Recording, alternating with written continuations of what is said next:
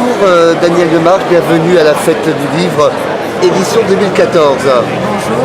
Alors comment tu trouves cette nouvelle fête du livre d'abord? Eh ben, je l'ai trouvée un peu réduite au début de l'après-midi, maintenant ça va mieux. La foule arrive et la disposition me plaît parce qu'il y a plus d'air, c'est bien. Mais on a été réduit du point de vue des auteurs quand même. Voilà. Ah, il y a moins d'auteurs cette année parce que ça a été un peu avancé, je crois, non, par rapport aux autres. Il y a le fait, je trouve que la date est un peu on peut contester la date parce que c'est pas encore la fin du mois, donc les ressources familiales sont quand même réduites. D'autre part, l'avantage que nous avions d'avoir un festival en novembre permettait l'achat des livres pour la Noël, ce qui n'est pas le cas maintenant. Mais bon, il faut s'adapter à une nouvelle situation. En plus, les gens vont arriver parce qu'ils sont tous à Mayol pour oui, c'est ça. Montpellier. Aujourd'hui, tout le monde est à Mayol, effectivement. Le match est important. Est-ce qu'on a des nouvelles? Oui, l'habitant Bedé, je pense que Toulon, champion d'Europe, champion de France, fera le boulot, je pense. Bon, très bien. Il va faire le même boulot que tu as fait pour cet ouvrage, Le cri des indignés de l'amiante. Oui, alors Le cri des indignés de l'amiante, c'est un ouvrage important avec beaucoup de témoignages en direct des gens de la construction navale, des arsenaux, mais aussi de la mine de Canaries en Corse. Mais j'ai fait aussi rencontre avec les gens et les femmes de Dunkerque qui ont connu aussi tant de déboires sur cette question de l'amiante. Et enfin, Éternite aussi à Clermont-Ferrand. Donc c'est un livre avec des contributions, la parole est donnée aux victimes de l'amiante, et en même temps c'est un livre qui pour la première fois est préfacé par le grand avocat au barreau de Paris, maître Tessonnière, qui défend les amiantés, y compris à Aix, lorsqu'il vient pour les dossiers.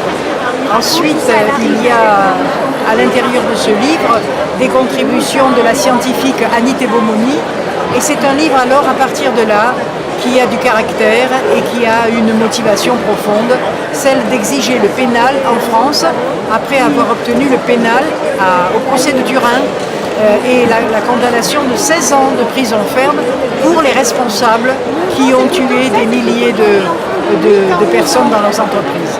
Voilà l'objet, c'est à la fois un objet de connaissance et un objet d'exigence, c'est-à-dire un livre qui demande le pénal pour la France. Voilà. C'est également un livre pour défendre la vie. Un livre pour défendre le droit de vivre et de travailler sans en mourir, parce que c'est cela l'amiante. Ils entraient au travail, ils n'avaient pas la connaissance de ce matériau qui était l'amiante, et ils avaient de ce point de vue ensuite des conséquences dramatiques sur leur santé. J'ai accompagné trop de mes camarades dans les cimetières.